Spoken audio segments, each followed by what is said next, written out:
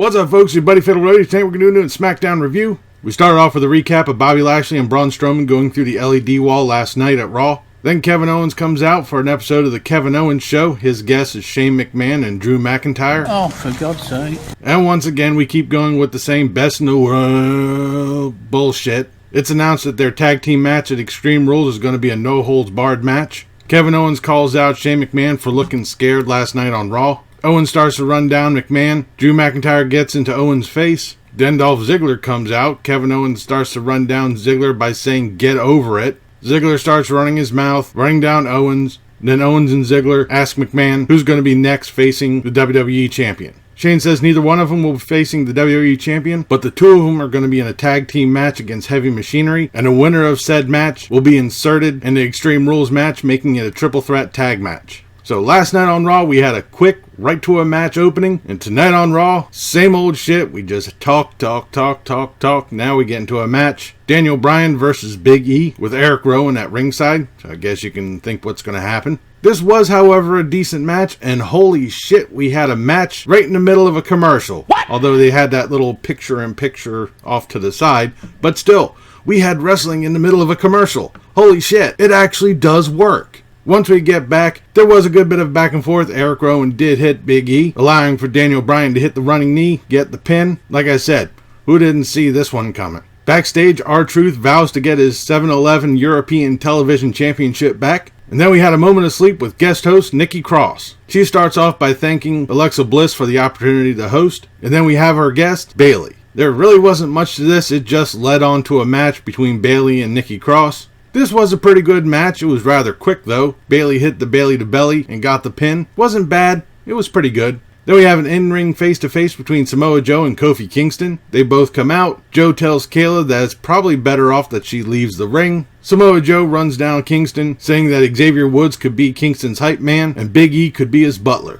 Kingston retorts by saying that Samoa Joe is too big to be sneaking around and calls him Jealous Joe. Kingston goes on to say that Joe will never have a WrestleMania moment to share with his kids. Joe makes a deal with Kingston, saying that all he has to do is shake his hand, and Kofi's friends will be safe until Extreme Rules. Kingston thinks about it for a second, gets a grin on his face, and flips him the bird, which I thought was rather cool, and actually surprising being the fact that we're supposed to be in a PG era. But if you go and look onto YouTube, they'll have that part blacked out. This pisses off Samoa Joe. He tries to attack Kofi, but he ends up eating the Trouble in Paradise. So far, out of all the matches at Extreme Rules, this looks like it's actually going to be pretty good. I'm looking forward to seeing this match. We then have Apollo Crews versus Andrade Cien and Almas. This was a decent match. It was very physical. Both Crews and Almas putting a lot into this match. Zelina Vega interferes with a Hurricane Rana on Apollo Crews. Andrade hits the Hammerlock DDT and gets the pin. We then have a segment with Aleister Black. Apparently his mystery opponent will be facing him at Extreme Rules.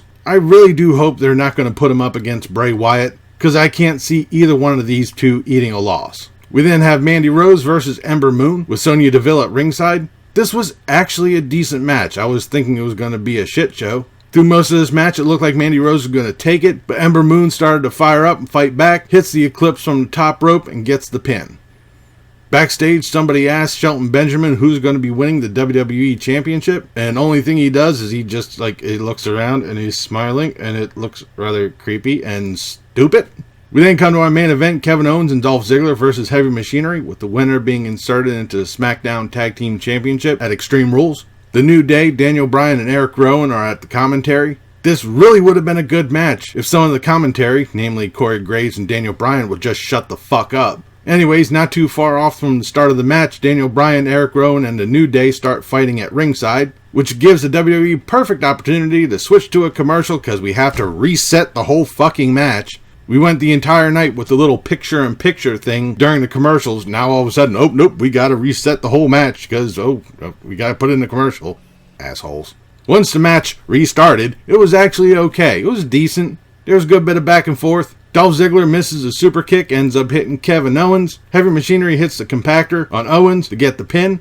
After the match, Kevin Owens hits a stunner on Dolph Ziggler and does his usual cry, "This is my show," as we end tonight's Smackdown. This was a decent Smackdown. I mean, nothing spectacular. I would actually say Raw was a little bit better. We went to the same well with starting off with a whole long talking segment. I am seriously sick of the whole best in the world Shane McMahon bullshit. I did like, however, that we did have a little bit of wrestling in the middle of the commercials.